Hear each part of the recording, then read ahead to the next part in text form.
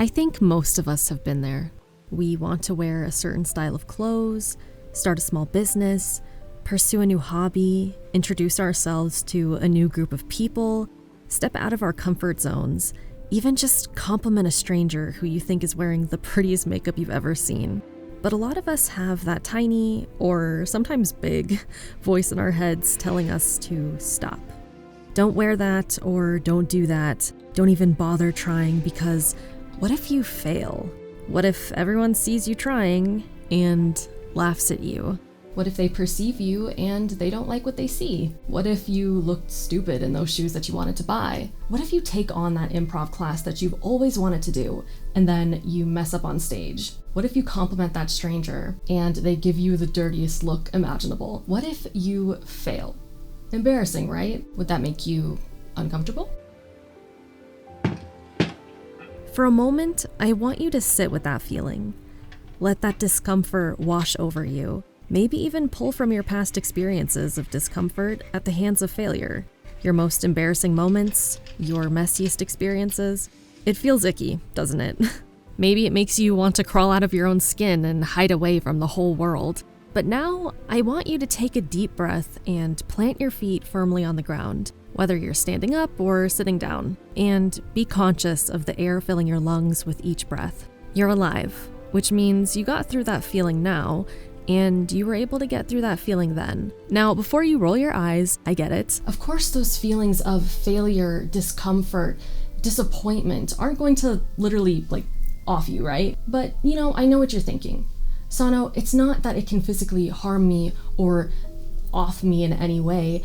I just don't like it. I don't like how I'm perceived, and I don't like how I feel in those moments. And you're totally right. The weight of all of those icky feelings and experiences, it sucks. And I will be the first person to say that I absolutely loathe having to experience those moments. But let's flip the script a little bit. I want you to sit there and think about all the things you've always wanted to do, but never did, because your fear was holding you back, or you just didn't feel like it was the right time, or you weren't prepared enough, or you were afraid that you were going to fail. It's a different kind of feeling, but the weight and the pressure of it is pretty closely related to those other negative feelings I was just talking about, right? That suffocating feeling of disappointment, of dread, and discomfort. It feels icky thinking of all your wants and desires that have piled up, yet you haven't been able to do much of anything about it. Now, I can tell you, just stop caring, bestie, their opinions don't matter, but that's not really helpful, now is it? I think a little bit more of a digestible way of approaching this would be looking at the facts. Let's be real here. Try to think about one time that someone you barely know, a family member, or even a friend messed up so severely, had a massive failure, or even did something that wasn't even that catastrophic, but was probably really, really embarrassing for them, and may even be something that they look back on years and years and years down the line. Now, I'm not talking about some internet horror story or some celebrity or personality or just anybody doing something actually problematic. That's not what I'm referring to. I'm talking about those deep-rooted, embarrassing moments, those awkward situations, or sometimes even some bigger things like a small business failing or something like that. But at the end of the day, can you actually really, really, really think about a time like that with someone that you barely knew or that you know very well? Now, some of you may say yes, and some of you may actually say no. I am in the pool of people who would say no, because I genuinely, off the top of my head, cannot think of an instance like that. But for those of you who can say yes and can say, okay, yeah, I can think of somebody or some instance with somebody that I kind of know who experienced something like that, and you can remember the situation and everything. Now, when you think about that situation, if you did say yes, how do you perceive the person who failed? How do you perceive your friend or family member or that person you barely know? How do you perceive them from that moment? Do you look back at them and say, oh God, that's so embarrassing, why would they even try to do that? They should have never even attempted it, da-da-da-da-da. Would you actually say that? No, probably not. If you're someone who is an empathetic person, you probably would not be saying those things, right? Now, I want you to dial it back and think about how you speak to yourself, the language you use on yourself when you experience situations like that. yourself. You're not gonna go up to a family member who had a really embarrassing moment and say, God, why did you even try? Why would you even ever put yourself out there for the world to see? That would kind of be like an asshole move, wouldn't it?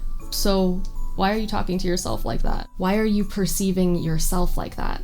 Think about the language that you use whenever you're talking to yourself, whenever you're thinking about all of the things that you have done in your entire life, whether good or bad. Do you celebrate your wins the way you should? Do you give yourself a pat on the back when you actually do succeed? And what about when you fail? Do you ridicule yourself? Would you do that to someone you love if they experience the same thing? And now, again, I know what you're thinking. It is different when it's yourself. We're with ourselves 24/7, and therefore we are kind of at the mercy of our own vitriol. But I want you to remember that the fear of being perceived isn't actually rooted in reality. It isn't rooted in fact.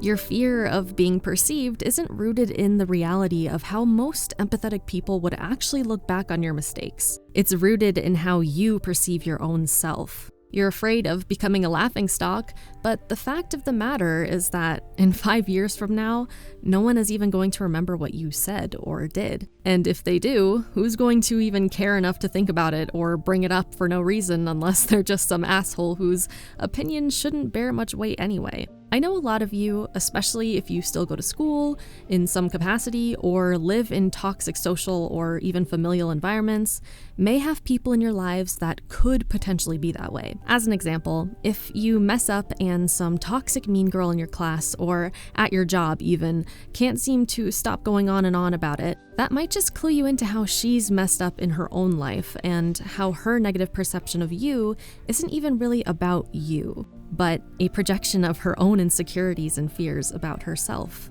I'm going to tell you something that might sound kind of mean at first, but just stay with me on this one. You're not special. Because we live and breathe our own personal experiences, the things we say, do, and think consume every waking moment of our lives. Our failures appear that much more dire because we're self-centered by nature, and I don't mean that in a bad way. It's genuinely just a natural part of being human because we sit with ourselves every moment of every day. We inflate our negative experiences and worst moments by ruminating over every little detail so we can pick apart each area we messed up in under the guise of self-improvement, when, in reality, we're stunting our growth by inflicting fear and self-doubt upon ourselves in the process. And believe me, self-reflection is a great and vital tool to grow as a person. Don't get me wrong, but living under the scrutiny of your own watchful eye constantly and punishing yourself relentlessly isn't exactly productive or healthy and will not aid in self-growth. Get the ganache cream cake slice. Of course, yeah. Just one piece, right? Yeah.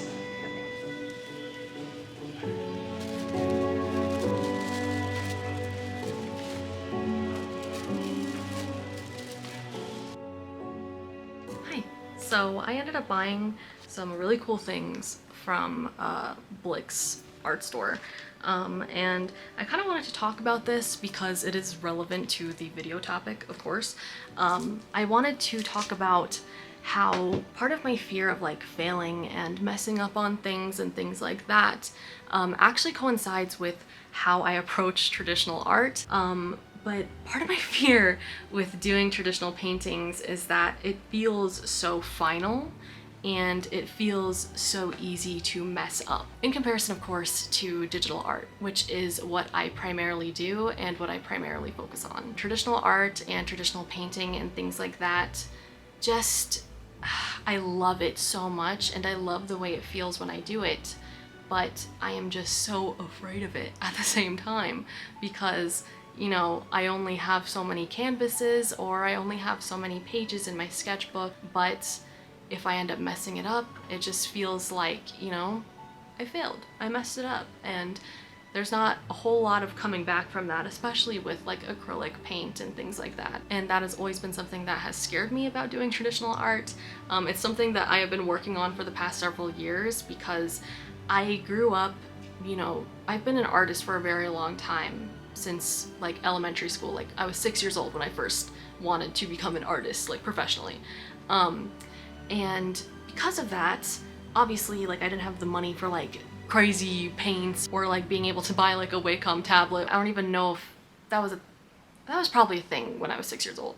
Anyway, but yeah, so that's always been something that has made me very, very nervous. And because of that, I never really learned how to paint or do anything beyond just sketching with like graphite when I was a kid. And I started doing digital art like well over 10 years ago at this point. It's been a very long time. And that was great because, I mean, you can just like delete whatever you screwed up on. You can just undo, hit the undo button in Photoshop, you know? But with traditional art, I decided to start pursuing traditional painting and fine art back in, I believe, 2018. And that was a very interesting thing for me to try and pursue because I'd never done it before and I wasn't very confident doing it either. So that's been something for the past several years since 2018 that I've been trying to work on. And I feel like it definitely coincides with that like fear of pursuing something because you're afraid of messing up or afraid of failing. I wouldn't really feel like embarrassed if I messed up, but I would feel disappointed in myself if I messed up on it. So yeah, so these are the things that I ended up getting from Blix. These beautiful, beautiful acrylic paint. This masking tape because my old one from college, which I went to for 1 semester and then I quit. I'm a dropout, I know. But yeah, this masking tape, I really, really love using masking tape like this for my paintings and things to have clean edges. So yeah, highly recommend masking tape like that. I got this. It's like a nice grid with measurements and everything, and I thought it would really come in handy for product designs because I'm very bad at gauging measurements just with my eyes, and yeah, it's not a fun time, so yeah.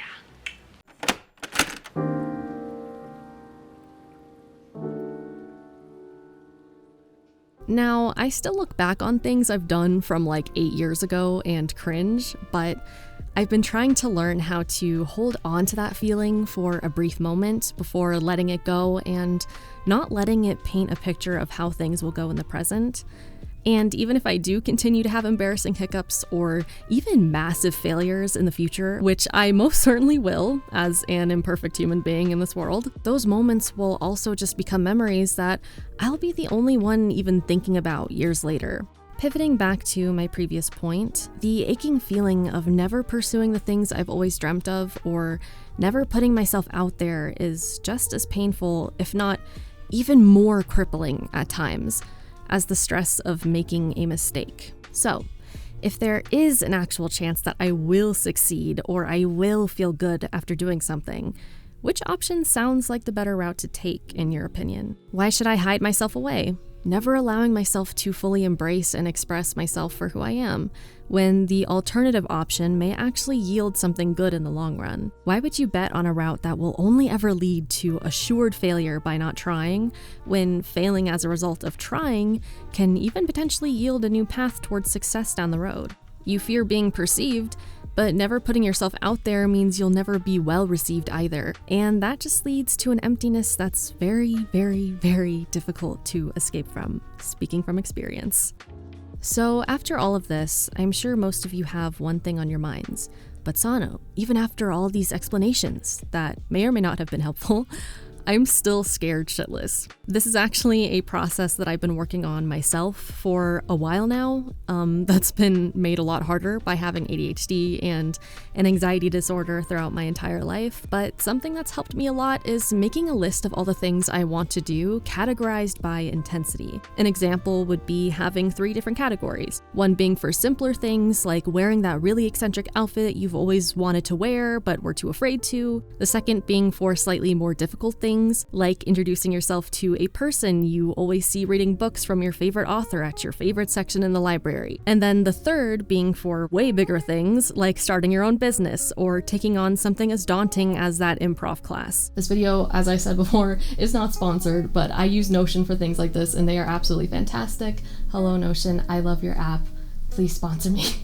But yeah, I use Notion for things like this, and it is very, very helpful, but you don't even have to use that if you don't want to. You can just like write it down on a piece of paper or just somewhere where you're going to be able to access it and see it as much as you want to. I do really love using an app like Notion though, because I can color code it and I can make it all pretty and put my own images and GIFs and stuff, and I just feel like that motivates me more to actually do the things that I want to do, and it just makes it feel a lot more personal to me. So that's why I usually like using Notion for things like this. So now that you have your list of 3 different categories, and of course you don't even have to limit it to 3 categories, you can make as many as you want and do whatever you want with it, but I want you to slowly but surely expose yourself to the things on that list, starting with, of course, the easier things first, and then working your way up to the more difficult stuff. The more you do this, and I genuinely mean it, the easier it literally will become. There will definitely be moments of major extreme pushback where you're like, I don't think I can do this, like,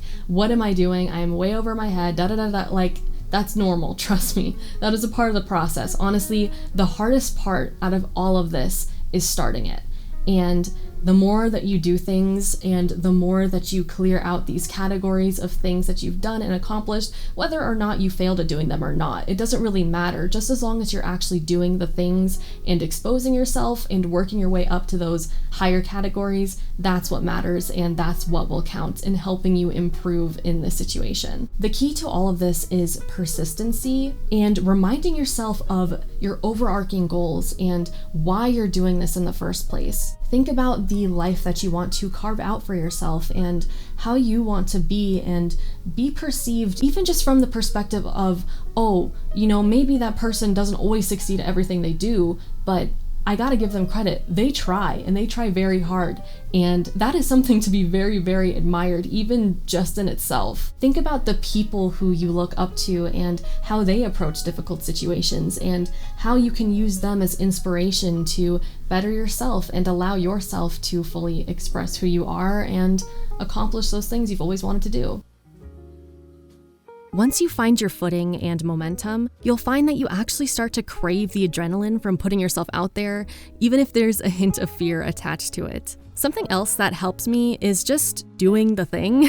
That sounds way easier said than done, and I'm not sure if it's something all of you are able to do right now, but it surprisingly actually helps me a lot to just push forward and do something without doing a lot of mental preparation or hyping myself up a bunch ahead of time, even if it feels super terrifying right as I do it. So for example, I've always had a severe amount of phone anxiety and always struggled to make phone calls due to my auditory processing disorder. It's something I still struggle with because I don't really do it often, but it always helps me to just take a deep breath, pick up my phone, punch the numbers in, and hit the call button immediately without trying to hype myself up beforehand or without even writing up a short script for me to say to people unless there's like literal information that I need to remember in the moment. Now, this technique might not work for everyone, but sometimes just getting it done and over with while kind of detaching yourself from your physical state can give you that push forward that you need to actually start.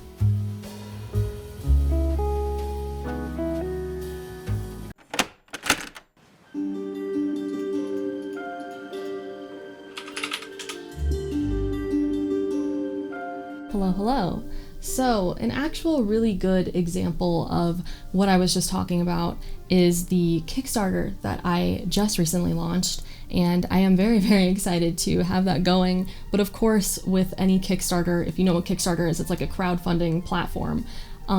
With things like this, launching a whole project, and I'm wearing my little Kickstarter project right now. It's a really cute jellyfish garden themed jewelry set, and I am extremely proud of how this collection turned out, and I'll share some footage of it and some up-close shots of it right now on the screen for you guys. But yeah, a really good example of what I was just talking about is launching a Kickstarter project is a very, very scary thing because, of course, you have to have it fully funded in a very short amount of time, or I guess not like a short amount of time, but in a set amount of time. And if you aren't able to get it fully funded, and if not enough people support it or want to support it, which is totally fine, of course, you end up failing and you end up not being able to launch your product or whatever it is that you are trying to crowdfund. And that in itself has always been a very scary thing for me. I remember the first time I ever did a Kickstarter campaign was back in 2018. And I was doing these Final Fantasy, like the video game Final Fantasy, inspired tarot card enamel pins. And at the time, that actually did really, really well. That is still my most successful Kickstarter campaign to date, and that was in 2018. And there is a bit of a pressure to kind of outdo myself every time, which I have not succeeded in doing. I have not succeeded in outdoing what I did back in 2018, which sometimes does kind of get to me. I'm gonna be honest. It does make me feel a little sad sometimes, and that's fine because, you know, we're human beings and disappointment is like a natural emotion for us to feel, right? But that disappointment of not being able to like outdo myself or outdo all these like other amazing artists and creators who make amazing things on Kickstarter, that's not something that I want to let hold me back from still launching a new Kickstarter almost every year. It's something that has become kind of like a tradition for me at this point. I slowed down a lot after COVID hit and everything like that, but now that things are mostly, for the most part, kind of back to normal, I've been trying to launch more and more projects like that, and I'm just very, very proud of how the jewelry Kickstarter has turned out and looks, and I don't know when I'm going to be able to upload this video. I take a very long time to edit videos, so I'm not sure if this will go out before or after the Kickstarter campaign has already finished. If it does go out after the fact, which, I mean, I'll let you know here if it did or did not, you can still actually support my Kickstarter and do this thing called late pledging, where you can still buy all of the jewelry from the Kickstarter collection on Kickstarter and support it and help me fund more exciting projects. But yeah, right now the Kickstarter is doing very, very well. From the time I'm filming this, it's 9 days away, or it's like 9 or 8 days away from it ending, and we're at about like 3,500 out of 4,200 needed to fund, which is actually really, really good. I will admit though, it's not going as fast as I wish it would, which I totally understand because we're also like in a recession and all that stuff, so that's probably a big reason why people aren't really going out to buy jewelry as much as they usually would. But yeah, I am very happy though with where we're at, and I really do hope that I will be able to succeed with this Kickstarter because it's kind of like my baby, my dream project, because I've never done jewelry before, and this collection is really, really cute. It's hypoallergenic stainless steel jewelry, and it's a pair of earrings and a necklace, and it's all cute and aquatic and jellyfish themed, and I just really, really love it. If you like it and you want to support it, I'll leave a link to the Kickstarter down below in the description box, or you can see it here. I think I can actually add links on YouTube videos now, so I'll link it if I'm able to, and you'll see it somewhere in like the top right or left corner. I don't know how YouTube works sometimes, but yeah, you get what I mean. But yeah, I feel like that's a very good example of failure and being afraid of failure.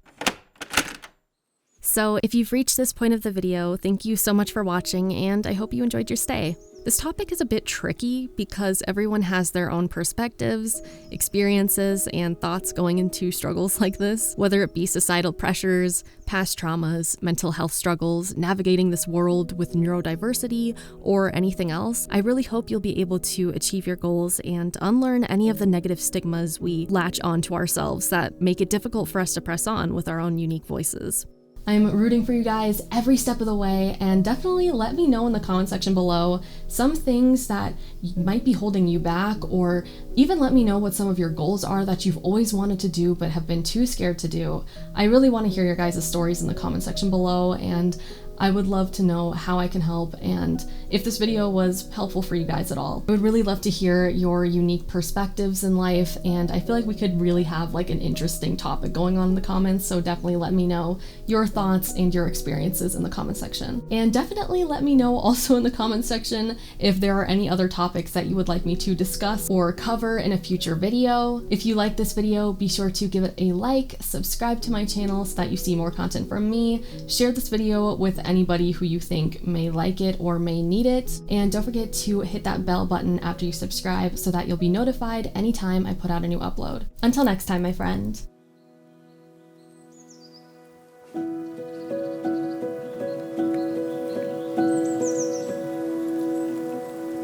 it.